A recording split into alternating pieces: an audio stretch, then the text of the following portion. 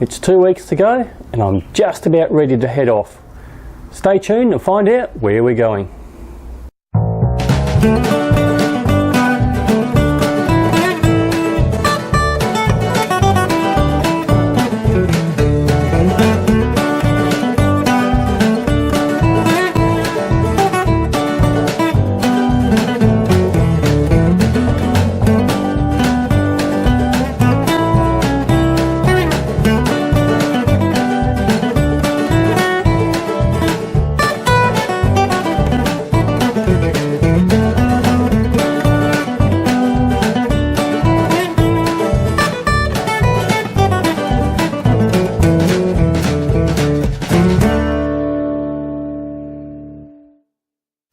Well, g'day folks, how you going? Welcome to episode 6 of Escaping Reality.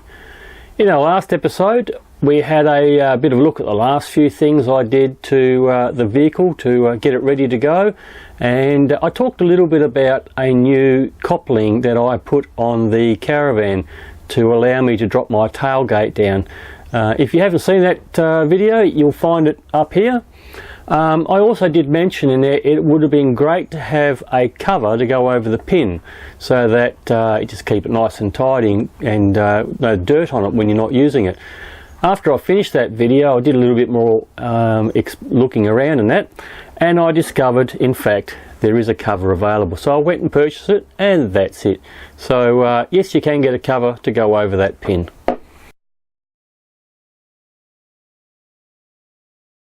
Now, I'm getting excited. By the time this video comes out, it'll be 2 weeks before we actually leave to go on our holidays. A number of people have actually been asking me where am I going on my holidays, and I've kept that a bit of a secret until now. Bit of a story though to how it's come about. Over the last few years I had a few dramas and that, and I really needed to get away on holidays. And I knew to go for a weekend or for a week it wasn't going to cut it. I needed to do something a little bit longer term.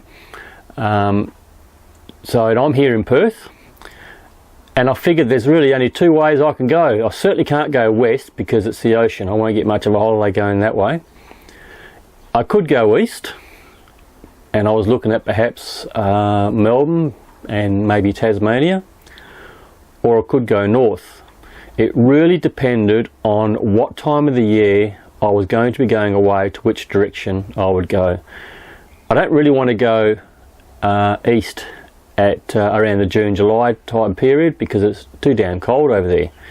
And I don't really want to be going north around about the November, December, January kind of period because it's too hot and wet and stormy and cyclones and all that sort of thing up north. So that doesn't really appeal to me either. My other considerations were the fact that I'm going on holiday, so my wife's coming with me. She, in her younger days, spent a lot of time around the East Coast. She was born in Victoria, so she's kind of seen all that sort of stuff. But she hadn't been north. I've done a few trips to Darwin in my job, and I figured that would be a really good direction to go. So as I'm only 2 weeks away from going away, clearly that means that that's the direction I'm heading in. I'll be going up the west coast of Western Australia and going all the way to Darwin, and then coming back down through the middle of Western Australia. We'll be gone for around about 7 weeks. I did a video a couple of years ago. If you want to see a bit of a preview of the sort of things we'll be doing, again I'll put a link up here to that video and something down in the description. So you can have a look through that. That was just kind of photos and things that I'd taken while I was actually doing my job going up that way. So this time I'll be doing it, like I said, on holidays with a caravan.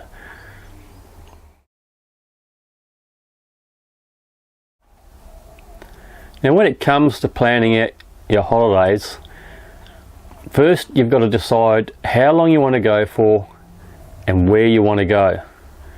And that's not the easiest thing to actually get an answer for. It can take a while to work that one out. Once you've worked out what direction you're going to be heading in, then you've got to look at what you want to do when you go that way.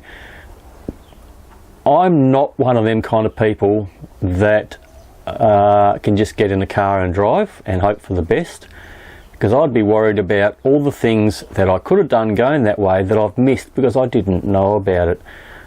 I guess I'm a little bit like a Clark Griswold when it comes to planning. I know you'll enjoy this. I've worked out the whole trip on the computer so we get the maximum amount of fun time at Wally World without missing any of the good stuff along the way.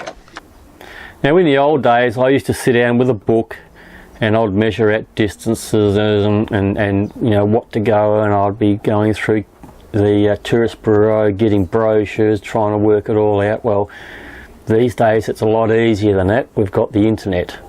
So the fact that I've already been up there and already have a good idea of what I want to do, because when I was up there with my job, there was places I would see but I couldn't do because it wasn't part of our itinerary to do that sort of thing.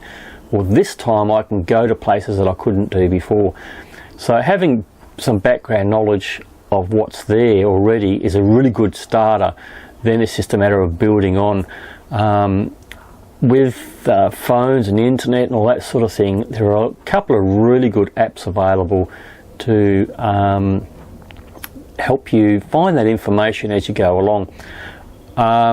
I've read a lot of stuff on the internet. There's a couple of really good Facebook pages that are available, and I'll put the link to a couple of ones that I use down below. One's the Corrimal page, and another one's the caravan camping and glamping page. That's not a bad one either. Lots of great information from other people coming out through there, so that's worth getting involved with if you can get onto those pages and have a look at what's going on there. A couple of apps that have seemed to be the real popular ones is one called Road Tripper and another one called Wiki Camps. They're a couple of really good apps. Now, these are the two pages that I use. I've got the Wiki Camps one, which is, I think you've got to pay for that one from memory. One of these I've got to pay for, and I think it was a Wiki Camps. The thing I don't like about that is it's really only for mobile devices, so your phones or your notepads or whatever, where the other one that I use, the Road Trippers, I forgot the name of it, Road Trippers, I can work on that on my laptop, on my computer in the house, on my phone or anything, and the whole lot syncs together. I find it a lot easier to plan things out using a big screen rather than just a little phone tablet tapping on things, trying to find the various different things to go look for. So I reckon this is great, and the fact that it syncs to everything, and as I said, I can use a laptop to do it, I can update it, I can do all sorts of things, and I think that's particularly great. Now, as you can see here, well, I can't, I've got to put glasses on so I can actually see this. So this is my page I have here. I've already got 2 trips in here. There's a Darwin trip, so that's heading from Perth to Darwin, and then the Perth trip, which is the return back down again. So if I was to click on the Darwin trip,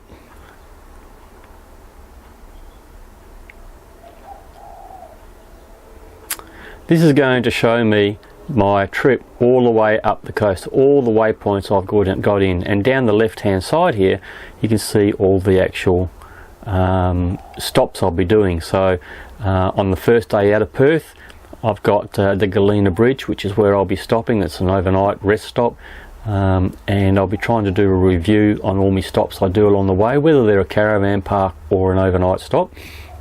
Then we're going to go visit Hamlin Pool, we're going into Monkey Mire, we're going to see the dish in Carnarvon when we go up, we're going into have a look at the 1 mile jetty in Carnarvon, the Bassine, my other road stop after that, and then we're going into Exmouth.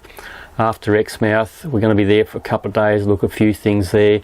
Then we're going to be going to Karratha. I'm going to stop just before Karratha, overnight there, and then go into Karratha for the day, up to Dampier, have a look around through there. Cossack, we're going to spend a bit of time in Cossack. That's an interesting place.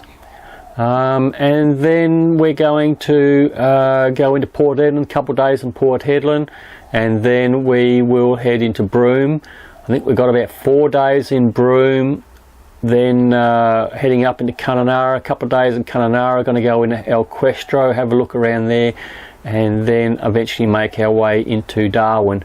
My plan is to be in Darwin for about 7 days, and then we'll be coming back down, pretty much driving straight back through to Broome, apart from we're going to stop in at the Bungle Bungle and do a couple of days there before coming into Broome. If we didn't cover everything we want to do on the trip up in Broome, then we'll go back into Broome and spend another day or two in Broome to finish those last few things off before heading further south. Once we get into Port Hedland, we'll be turning off the highway to come down the Great Northern Highway and coming down through the middle of Western Australia. I've got a couple of things of interest going to do along there, Karajini, a couple of days in Karajini, and a couple of other things on the way back home again.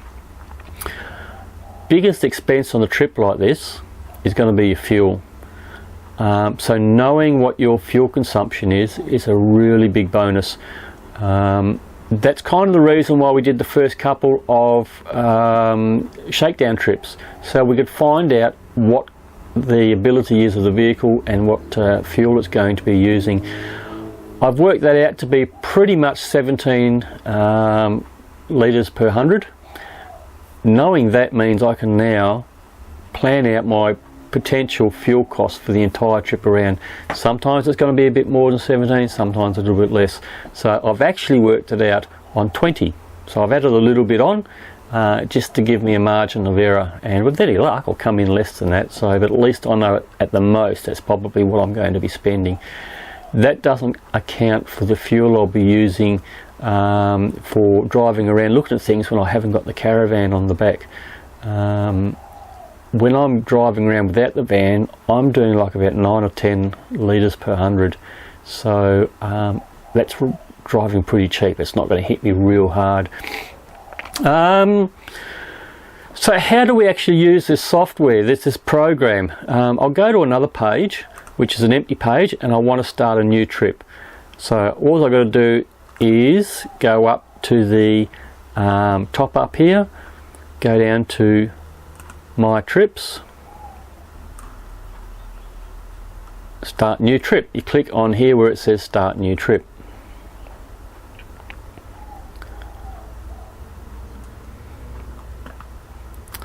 Now I'll just go out to where I am.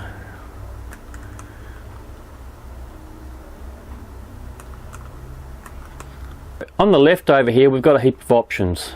You've got your accommodation, attractions, food and drink, outdoor activities, points of interest, vacation rentals, camping, RV spots, entertainment and services. So if you click on like outdoor camping for instance, you've got all these options here. So what would you like it to show you? Geographical areas, geographical features, national parks, nature reserves, scenic spots, that's a good one there. We'll put that in, and we'll put beaches in as well. Points of interest, abandoned, let's see, historical, photo ops, monuments, military, planes, trains, autos. Yeah, we'll sort of put in a whole pile of things. And you can see what's happening on the map over here. As you click on things, different icons are coming up. So if I was leaving Perth for argument's sake and I was heading, let's go east, we could have a look along here and go, what have we got of interest here? We got John Forrest National Park. Click on that and you can click on the name, which will then bring up some information about it. You can then scroll through, some info there, details, what's available.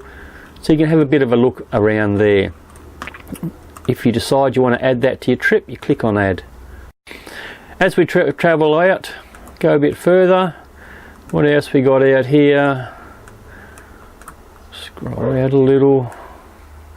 Some white swans here. Let's click on the white swans. Yeah, we'll add that to our list, so that goes into there as well. And we're still continuing east. Let's have a look at 5 Mile Hill. We'll add that into there.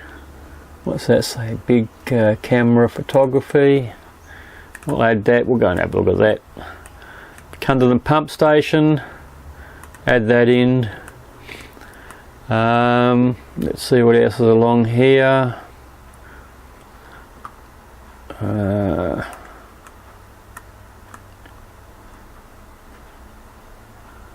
Roy Little Park, Meriden. We'll have a look at that. Some sandstone rocks up here. Let's go and have a look at that as well.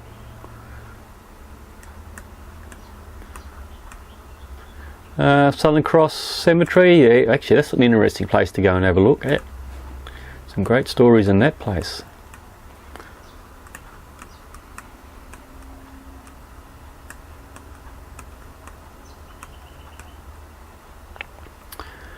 The Warden Infinity's house, so that's worth having a look at too. And we're going to end up in Kalgoorlie.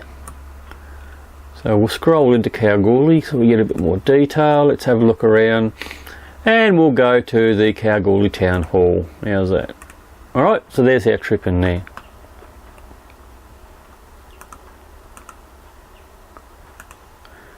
Now if we open the trip up, we can see down here we've got a list of everything we're going from. 5 Mile Hill, everything's in there that should be there. It tells us across here it'll take about 12 hours. It's 1,214 kilometres and it's worked it out. It's going to be about $187 in fuel. If you go into settings here, so you go into here where it says fuel efficiency and you dial in there what your fuel consumption is, and this is kilometres to the litre, not litres per 100 kilometres. So you're going to have to work the conversion out. What type of fuel you got? Well, I'm on diesel, and then that will tell you here a rough guesstimate of how much fuel you're going to use. So it'd be about $186 worth of fuel to get out there, and that's just a very quick example. Now after you've got your trip together and you notice that things are in the wrong position, like here John Forrest National Park's in the wrong place, what you've got to do is grab it and move it up to the top where you want it to go. Drop that in there. There's a couple of other things here that are not right. Where are we? Town Hall, Kalgoorlie. We want that to go down the bottom. Put that down there. Kununarra pump station. We'll shift that up. That's got to go in probably about there, I think. You can go over to the map here. We've got them in the right order. 1, 2, 3, 4, 5. Yep, we're doing well. So we've got there number 6 sandstone. Is Kalgoorlie still in the wrong spot? Go down the bottom there.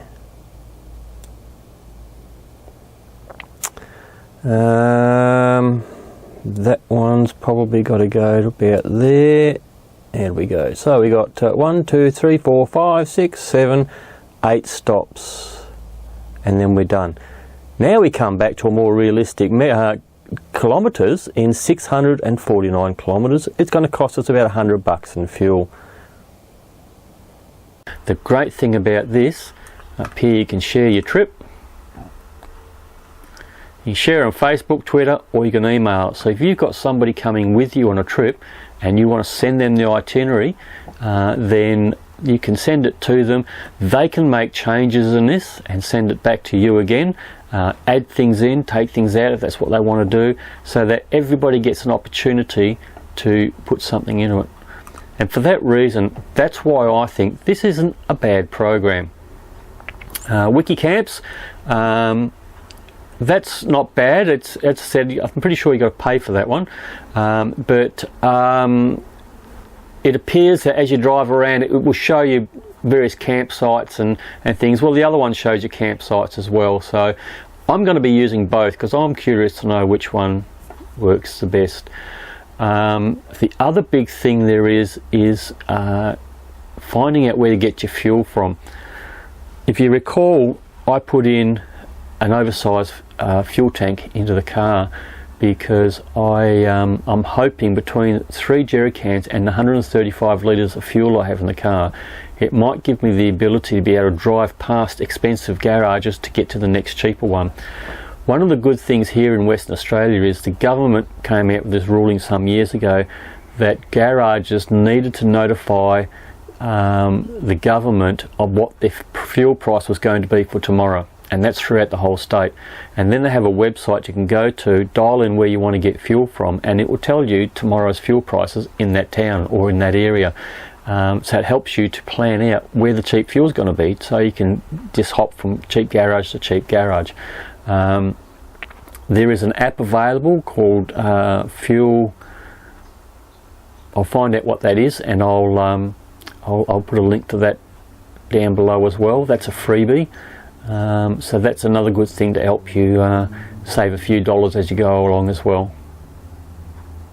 Another app that everyone talks a lot about is one called Fuel Map Australia.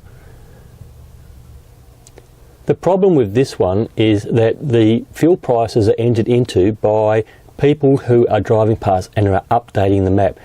So the fuel prices could be a few days old. Not probably a real big issue way out the back of Whoop Whoop, because I guess fuel prices probably don't change all that often. Not like in the cities where they change every day. But if you want to know the price, you just come down here, click on that, and it tells me here that diesel is 161.9. You can update the price here, so I can enter in what the new price is, and you can make changes to the type of station it is and the rest of it as well. So it's very people orientated as far as keeping it up to date. So we're almost ready to go. The car's ready, the caravan's ready. Over the next couple of weeks we'll start to stock the van. We're only looking at taking about 3 to 4 days worth of food with us, because we're only going to be camping on the side of the road probably about for 2 days, and then have a day in a caravan park so we can top up water. So there'll be shops and things available where we can replenish our food requirements. So I don't see the point in carrying a month's worth of stuff on the van, because that's just extra weight that you need to carry that you don't really need to do. So I'm working on about sort of 4 days worth of food. Like I said, we'll be stopping probably for 2 days on the road, and then 1 day in a caravan park. Yeah, we're ready to go. What can I say? We are ready to go. I am going to be hopefully every week uploading a video of our trip, and in that we are going to be talking a little bit about the idea of travelling on the roads. I'm going to show you what the roads are actually like. They're not rough outback roads like they were 40 years ago. It's really easy to travel around Australia, and I want to show you how easy that is. Some of the places that you can go to, I'm going to put that in there. We're going to talk about some of the protocols, how to deal with trucks on the road, for instance. That seems to be a real big issue. A lot of people have trouble getting their head around for some reason. We'll talk about that as well. So really, the next time you see me, I'll be out of here. So until next time, happy travels. I know I will be.